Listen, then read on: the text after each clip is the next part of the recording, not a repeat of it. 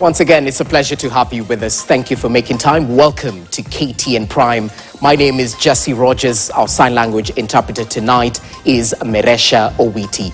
We begin with the latest developments in the health sector, where the Health Cabinet Secretary, Dr. Deborah Mulongo Barasa, the Human Rights Watch Africa Director, where we will take a look at the major findings of the report that implicates the National Intelligence Service in the rampant abductions of youth in the country. Stay tuned for that discussion.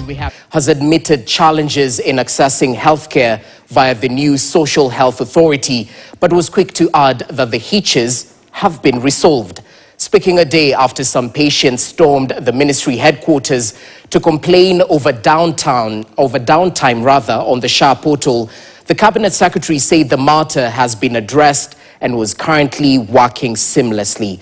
She was speaking after making an impromptu visit to Kenyatta National Hospital to inspect and reassure patients that SHA is working.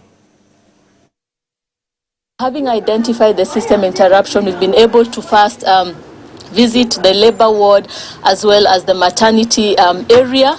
We have also seen the billing and discharge area in this facility. And we are happy to report that the system is up and running following great work. There was tireless and endless work among the technical team. I had instructed them to look at interventions to ensure that we don't have any kind of system interruption, have an alternative in case it do so happens. And we are happy to report to Kenyans that yes, we have an alternative system, and we have experienced and seen that there is no system interruption. The incidents occurred on the 14th and 15th up to 10 a.m. and the backlog has been sorted. Patients have again are receiving seamless services, and I want to assure Kenyans that health services will continue in the National Referral Hospital and other facilities, and will ensure that the services are seamless.